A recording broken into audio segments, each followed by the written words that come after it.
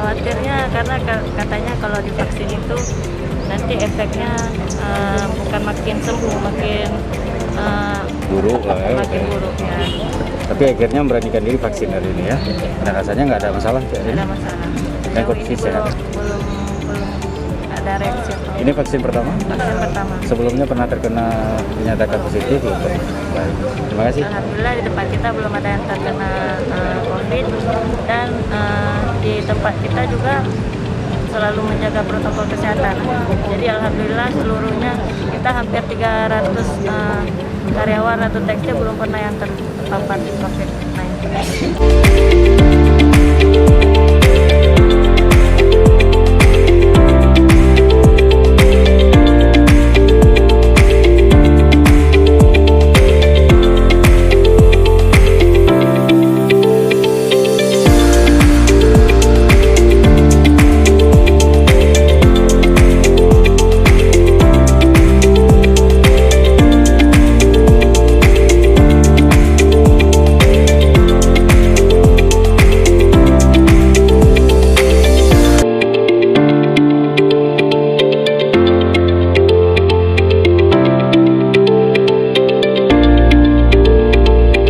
Persentase angka kematian di Aceh ini cukup tinggi, sempat mencapai angka 4,06%.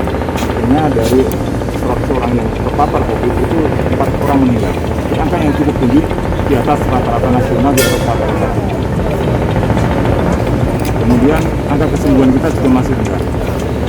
Ini memperlihatkan bahwa penanganan kita dalam treatment itu juga belum optimal. Nah, oleh karena itu salah satu upaya kita adalah memperketat protokol kesehatan dan pelaksanaan vaksinasi massal.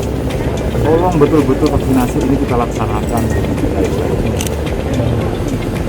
Kita himbau kepada seluruh warga masyarakat untuk hadir dalam pelaksanaan vaksinasi ini sehingga kita memiliki imun tubuh, memiliki daya tahan yang lebih baik lagi untuk menghadapi COVID. Karena ini belum tahu kita sampai kapan.